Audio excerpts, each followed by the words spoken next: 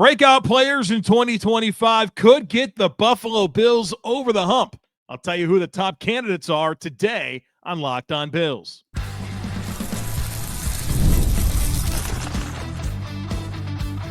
You are Locked On Bills, your daily Buffalo Bills podcast. Part of the Locked On Podcast Network, your team every day. What's up, Bills Mafia? It's Joe Marino, author of the Herd Mentality Substack, co-host of the Locked On NFL Scouting Podcast, co-host of the NFL First Read Podcast, and I'm your host of Locked On Bills.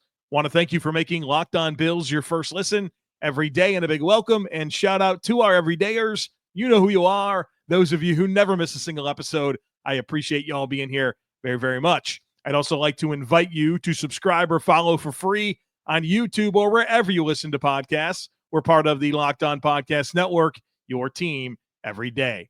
Well, folks, welcome in. I'm excited for our conversation today. We're going to break down the most likely breakout candidates for the Buffalo Bills in 2025. And look, I know we always get excited for new additions to the team, free agent signings, maybe players the Bills trade for, the rookie class coming in as draft picks, but the most meaningful and likely way for the Bills to improve is through players on the roster, players already on the roster getting better. And we've seen throughout the years the Bills have plenty of outside additions that have meant a lot to the team's success, but the most significant growth and added impact has always come from player development. Josh Allen, Deion Dawkins, Spencer Brown, Matt Milano, James Cook, Christian Benford, Terrell Bernard, and so many others along the way. Guys the Bills drafted and year 2, year 3 really took major steps forward. And so I want to identify the players entering 2025 that could be those breakout guys for this team that could really be influential in the team's success, of course, this year and down the road. Now, one thing I will say is I didn't include any rookies. So there's no rookies that I want to talk about today. These are all players that have at least 1 year of tenure on the team. So, of course, we're excited for Maxwell Harrison and TJ Sanders and Landon Jackson and Deion Walker and all the 10 players the Bills drafted, but I'm not going to include them in this conversation. So that's kind of the cherry on top, is anything you get from those rookies in addition to what I'm going to outline today is going to be really important for the short and long-term success of the Bills. And so the way I want to get into this is we'll talk about some players on defense first, then we'll talk offense, and then I have some sleepers, guys that are not necessarily likely to start or maybe even have a meaningful role, but they might, and they're a little bit out of sight right now, but I want to bring them into the forefront later in today's conversation. But let's start with the defensive side of the football, and the name that really pops for me is Cole Bishop, second-year safety, second-round pick in 2024, and the opportunity for him to start and have a big-time second season is right there. And the Bills obviously went through a big transition with the safety position after so many outstanding years of Micah Hyde and Jordan Poyer. And you finally got to the point where last year it was your first year of really not having either of those players. And Taylor Rapp was one of your starters, and then it was DeMar Hamlin. But the Bills drafted Cole Bishop in the second round, and we know through video that the Bills not only drafted him in the second round, but they actively tried to move up in the second round to get him. And we know this safety position is important for this defense. Sean McDermott played safety. He has a really impressive resume of safety development. And one of the most significant investments Sean's made in his career for a safety is the second round investment in Cole Bishop. A lot of the guys that he's been able to unlock and develop have been later round picks or low cost free agent signings. This was a pretty meaningful investment to pick him in the second round. And his rookie season was challenging because we've talked about it a million times. He missed so much time in the offseason he missed basically all of camp and preseason, which are significant in installing the defense and gaining comfort in the defense and in the scheme and being able to hit the ground running as a rookie. And Cole Bishop missed all that time, which was very significant. But he missed that time, but that didn't mean he didn't have to play early on. He got some run really starting in week 3 against Miami, and then week 4 against Houston. He had to start the game, and obviously that was a really rough go. But when you look at the in-season growth from Cole Bishop, I think it was pretty notable, where early on, an absolute liability. Later in the season, as both Taylor Rapp and DeMar Hamlin missed time, Cole Bishop is out there, and he gained valuable playing time and actually logged 464 snaps for this defense last year. And I like how he grew within those 464 snaps. Now you're entering this offseason not only with a year under your belt where you got a chance to play almost 500 snaps, but the offseason spent knowing the playbook, knowing the role, knowing exactly the opportunity. He's not training to do a vertical jump or a 40-yard dash. He's training to play safety for the Buffalo Bills and has had the playbook now for, an extended period of time. And I thought when Sean McDermott met with the media to open the OTAs last week, his answer when asked about Cole Bishop in year 2, I thought was one of the most meaningful things that he said. He said, learning the system well enough. The key for Cole Bishop is to learn the system well enough that we can see his true skill set and let the system work for him. And I think that really speaks to it, where Cole Bishop has tremendous size and athleticism, like A+ size and athleticism. There's a really dynamic physical profile here that should lead to splash plays and impact plays on the field, but we didn't really get that last year. We saw him by the end of the year check the box in terms of able to hold head above water and get through games, but we didn't see impact. Well, I think with the opportunity now to really embrace the system and know the system, he's going to be able to play faster and understand, and even Sean said this in his answer, understand how the system can work for him. So he knows, hey, this is where he can leverage, this is where he can cheat, this is where he can position himself to make those plays. And so I'm excited for the possibility of it all coming together for Cole Bishop. And obviously I think the door is wide open for him to be a starter, to be a 100% of the snaps player, and really, really take a big step here in year 2 and not only solidify himself as a starter, but hopefully as a cornerstone of this defense for years to come. The next player on defense that I want to talk about, not a guy that's going to start, but is in line to play a lot of snaps, and that's Dwayne Carter, another second-year player. Bills got him in the 3rd round out of Duke. And he actually got a chance to play a good bit as a rookie. Of course, he missed time with a wrist injury, but he still was active for 11 games. He started 3, and in the 11 games that he was available for, he was on the field for 42% of the defensive snaps. That's a meaningful amount of playing time. And I don't think he was effective before the wrist injury. But you're still talking about a player that the Bills drafted on day 2, and the door is wide open for him to claim a lot of snaps, particularly early in the season. Larry Ogunjobi is going to be out until the Bills' 7th game. And right now it's him and 2 rookies, right? TJ Sanders and Deion Walker behind Daquan Jones and Ed Oliver. I mean, this guy is going to get playing time early on. And he comes in with the upper hand, right? 11 games of experience, and a full season of being on the team, more than Walker and Sanders. But think about that 6-week sample size before Ogunjobi comes back. The Bills are not going to have a 6-deep rotation at defensive tackle whenever Ogunjobi comes back. It's probably going to be 4, maybe 5, but only 4, I think, will play meaningful amounts of snaps. Well, whoever performs best in those first 6 weeks is going to get that opportunity to be, the key parts of the rotation with Ogunjobi back in the equation. And like I said, Carter comes in as the experienced player with a couple of rookies.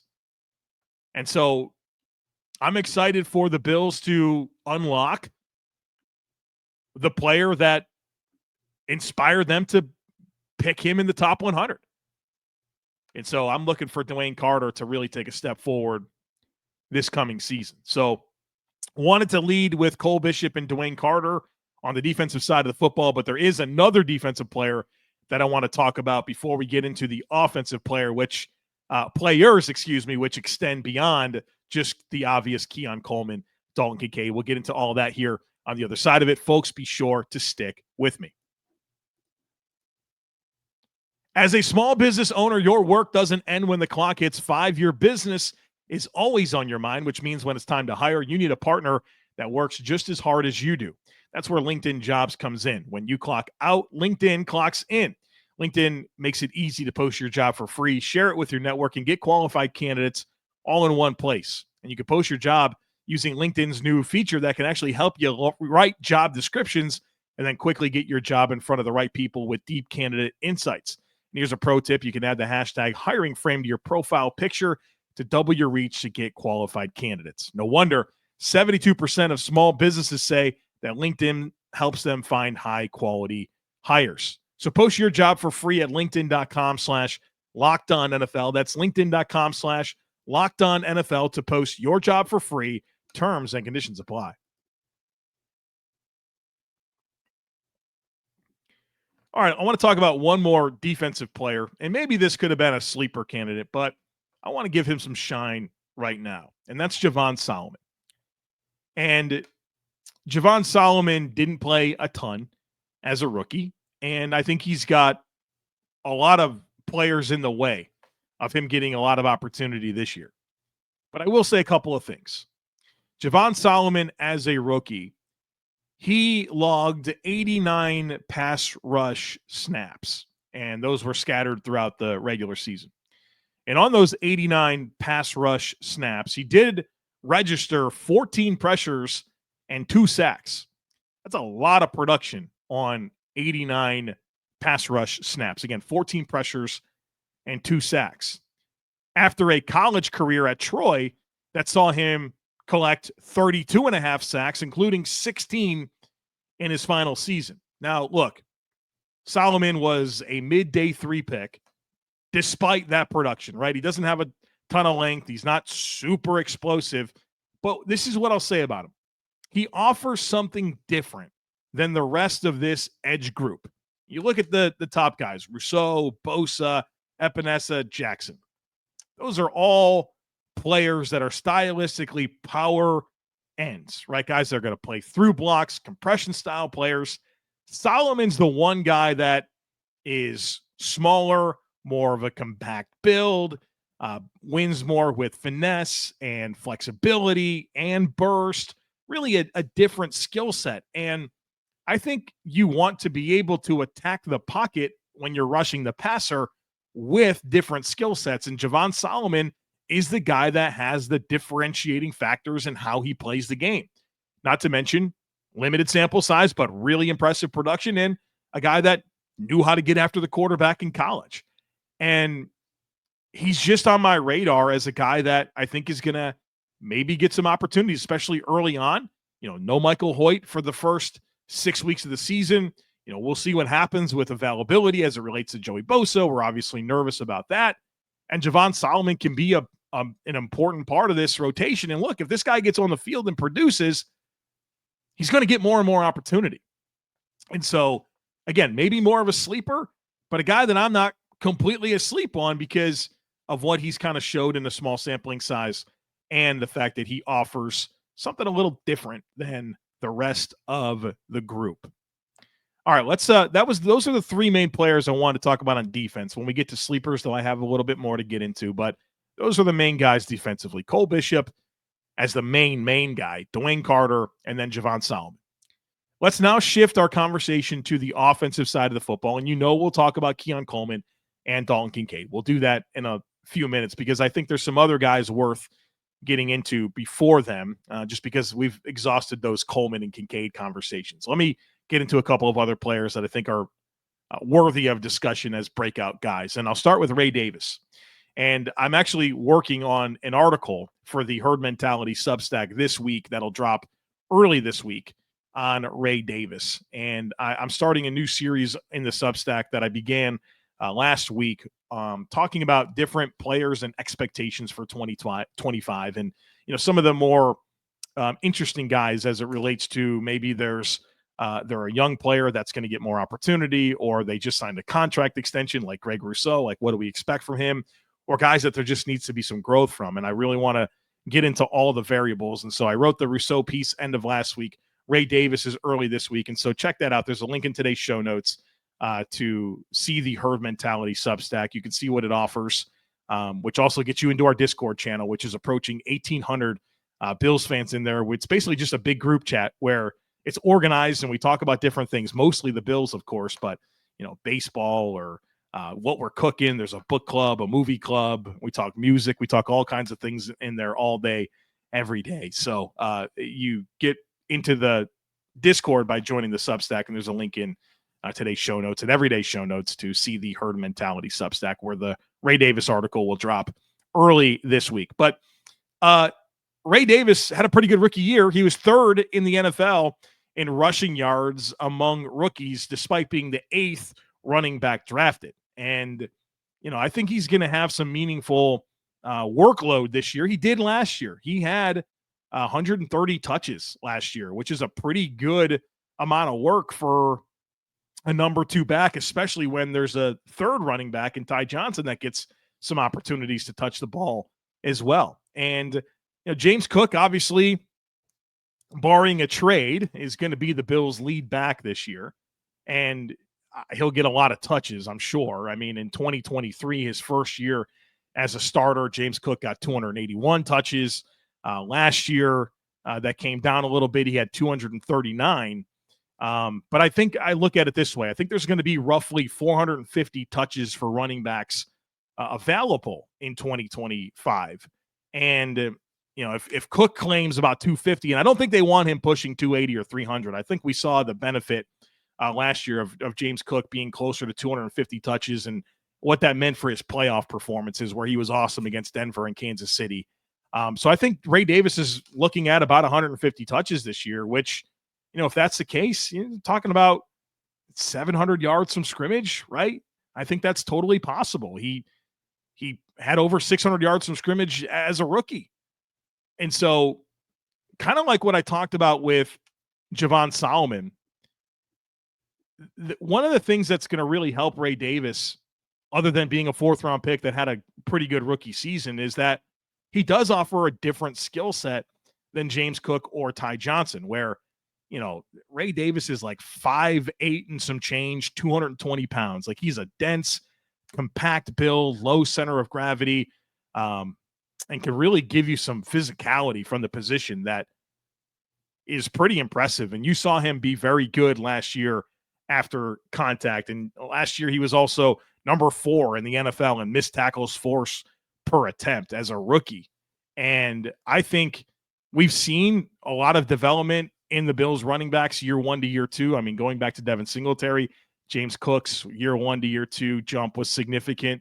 And I think the same can happen for Ray Davis. Same Coach Skipper's been the Bills running backs coach since Sean McDermott took over this team in 2017. And I think there's been some good running back development. And, sometimes you look at running backs and think, do they come into the league right at their ceiling, or is there room for them to develop? And I think the Bills, when what's happened with Singletary and Cook, are living examples of how they do get better. And I'm excited to see how that applies to Ray Davis, who is a pretty complete back with his ability to run between the tackles with physicality and win in short yardage. He's got some juice to run to the outside, but there's a receiving skill set here that's pretty impressive. And obviously he can catch checkdowns and, create some yards, but there's also some down the field elements to what he can provide. And I thought you really saw that at Kentucky. You saw that at times last year for the Bills. And I think there's just more to tap into. And so I think he's in line for every bit of 150 touches.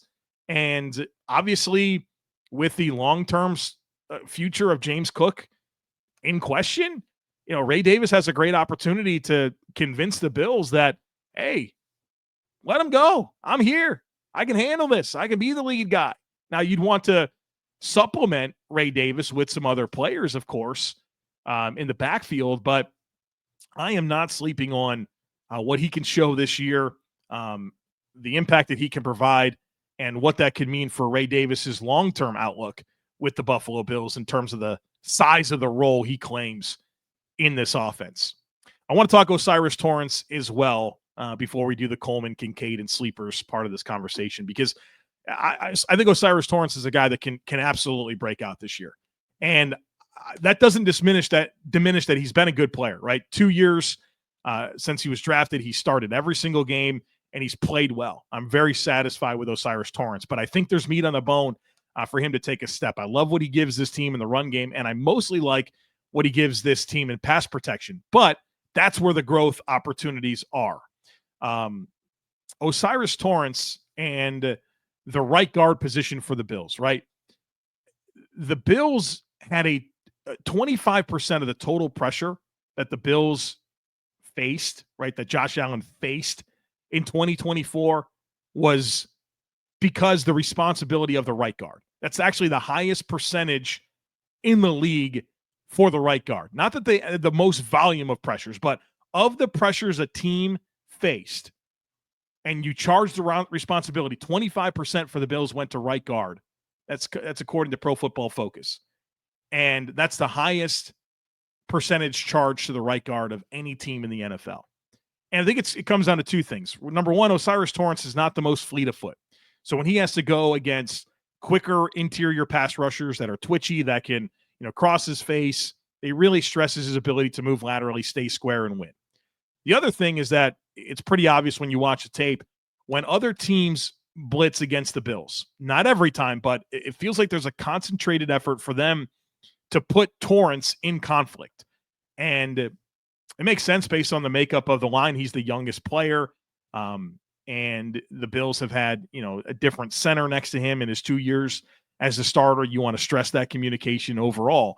But obviously year 3, it's his first year with the same center in McGovern. I can see that becoming more cohesive or even more cohesive, and the growth showing up in pass protection, which I think obviously elevates his overall performance and takes him from, hey, this is a good starter to, oh man, this is a really good starter. And of course, O'Cyrus Torrence is contract extension eligible after the season. So obviously there's a lot of incentive for him to go out and have a great year and get in the mix for what the Bills love to do, and that's pay their own draft picks. And we'll see how that will apply to O'Cyrus Torrence after the season. But obviously what he shows this year will define what that contract will look like. All right, coming up next, Keon Coleman, Dalton Kincaid, and some sleepers. Folks, be sure to stick with us.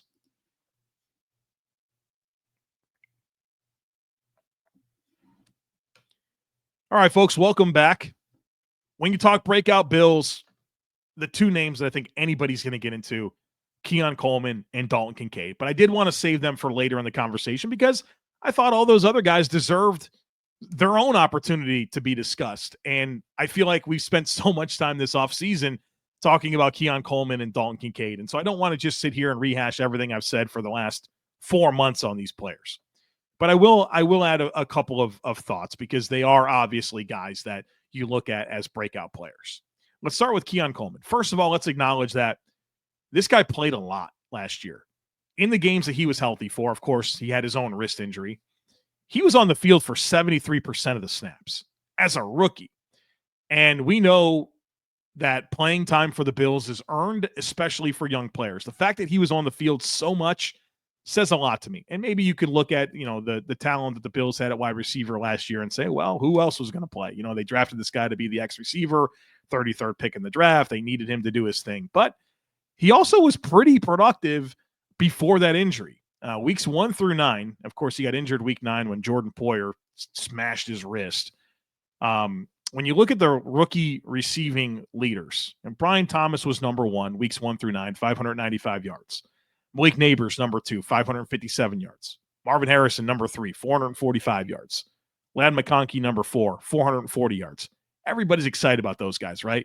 These are big-time young receivers that all those teams that have them, the Giants and the Jaguars and the Chargers and the Cardinals, people are fired up about those players. Well, Keon Coleman had 417 yards in that same first 9 games. Not really far off the pace at all. And let me tell you this, Keon Coleman had 417 yards on 36 targets. Every other one of those guys I mentioned to you had 51 or more targets in their first 9 games. So we're talking 15 less targets, but very, very comparable yardage. The yards after catch over expectation were phenomenal. Keon was a 21-year-old rookie that just recently committed to being a full-time football player. They're invested. Josh Allen said he wanted this guy. Like, I think, as I talked about last week with the target distribution podcast, like, figuring out the target distribution is difficult, and I don't have enough for everyone and all that. But you feel like there's a really ripe opportunity for Keon Coleman to make some hay here, claim a bunch of that market share, and really develop a relationship with Josh Allen that is going to make him one of the go-to players for this offense. And what I'll say about Keon Coleman, I'll echo what I said about Javon Solomon, what I said about Ray Davis, is that he does offer something different than the rest of the wide receivers. There's no other receiver that the Bills have that profiles as this, size, ball skills, physicality type guy, right? They're either route runners like Elijah Moore, Josh Palmer, Shakir's a slot. Samuel is like its X Factor gadgety type guy. Like, Coleman is unique in his own way. And I think the Bills really want Coleman to be a guy that can win on the outside. That's going to draw some attention because so much of what they want to do is attacking the middle of the field. And I think Coleman and his presence and what he can mean on the outside really unlocks a lot of that. So I'm excited to see what this guy does in year 2, a very young player that prior to injury last year showed us quite a bit.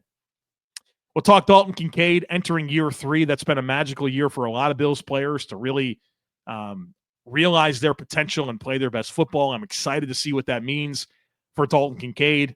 I've said this before, but I'm very confused by how quickly so many Bills fans have soured on this guy, especially after the excitement. There's always been an appetite from Bills Mafia to get a meaningful tight end because the Bills really never have had a meaningful tight end with, any type of like extended tenure in Buffalo where you felt like you really have an answer at tight end. And Dalton Kincaid certainly inspired the belief in so many 2 years ago that he could be that, right? Based on the college player that he was, the skill set, the trajectory, the upside. Comes in as a rookie and objectively has a top 10 season in the history of the NFL in terms of tight end production and the receiving production. And then, of course, he didn't meet expectations last year. But to me, it's so abundantly obvious the context that goes into why Dalton Kincaid didn't meet the production expectations. Like, it's so clear. And for some reason, everyone wants to just push that aside. That doesn't matter. I don't like Dalton Kincaid. Come on, what happened here? What happened here? I don't get it. Entering year 3, like we've seen Bills players in year 3 under Sean McDermott take the big step. We saw him have a great rookie season. Year 2 is completely explainable. But man, the commentary around Dalton Kincaid, not from everyone, that's not fair, but from a lot of people, boy, it has shifted tremendously. Just open up your mind to the possibility that Dalton Kincaid's awesome this year. That's all I'll say. All right, let's talk about some sleepers. And really, I want to identify the depth at 2 position groups in particular. First of all, the offensive line pipeline. I could sit here and I could bring up any one of these guys. I keep getting into this because I'm really excited about this depth. Tylen Grable, Alec Anderson, Cedric Van Pran Granger, Ryan Vandemark. These are all guys that are at least entering their second year with the Bills under Coach Cromer, who obviously is an elite offensive line coach. We've seen unbelievable development there.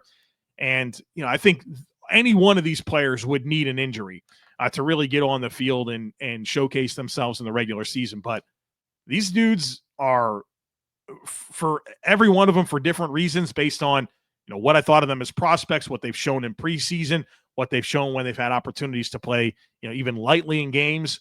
I like what every one of these guys brings to the table. And we've talked about it. There's the Bills' middle 3, McGovern, Torrance, not Torrance so much, but Edwards and McGovern are on expiring deals.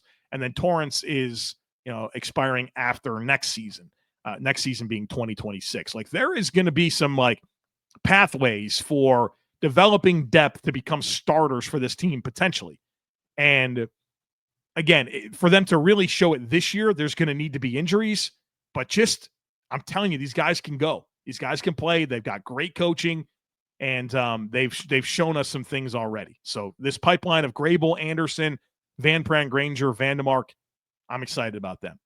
And I'll bring up the linebacker pipeline as well, where, of course, it's Terrell Bernard, Matt Milano. We know that. But as I've said a few times, the Bills have not done anything this year to really improve or challenge the depth of this linebacker position. Literally nothing. They added a UDFA that's like a safety convert that pretty much has no chance of making this team. It's the same exact linebackers from last year. And really, that puts Dorian Williams, Joe Andreessen, and Edifon Ulofoshio front and center. The Bills must like what they have there, because otherwise they would have brought in more depth. We saw like last year, we were concerned about linebacker depth. They brought in Deion Jones and Nicholas Moreau and some veterans in the league. And by the end of the year, it was these guys. And as we move forward, it's still these guys. And I think Dorian Williams, as I've said repeatedly, like, I thought he was the most improved player year over year from 23 to 24 that the Bills had, was Dorian Williams. And whether it's the Bills maybe playing a little bit more through linebacker stuff, but the reality is Milano and Bernard are guys that have a bit of a tendency to be hurt. Dorian Williams has had to play a good amount of ball, and maybe that'll be there for him this year. And based on the jump he took from year 1 to year 2, I'm excited to see what year 2 to year 3 looks like, where everything got a little bit better last year. Could he take another step? Of course. And obviously, this is Matt Milano's contract year. I'm just curious to see what he does. And I think you can extend some of that to Ulofoshio and Andreessen as guys that, undrafted free agent, a day through late day 3 pick. Neither one got a ton of opportunities to play, but must have shown enough to this coaching staff to tell the front office to say, we don't need to go crazy with linebacker depth. We got these guys. So again, injuries will be necessary for them to really get on the field and showcase themselves. But I think the actions or lack thereof of the team really signal that there's a lot of belief in what they have in these young linebackers. So there you have it, folks. Breakout players who can really take that step this year and add impact and really solidify who they are for this team now and in the future. I hope you enjoyed this conversation. Got a lot to do this week. The Bills will have OTAs this week, and media availability will happen on Tuesday. So we'll get into all of that throughout the rest of the week. I want to talk about the Bills rushing offense. I have some ideas to get into there. Maybe even have a guest on this week. We'll see how that all goes. So I have a lot planned. Don't miss anything. As always, I kindly ask that you share, subscribe, rate, and review the podcast. Have a great rest of your day. Go Bills, and I look forward to catching up with you again real soon.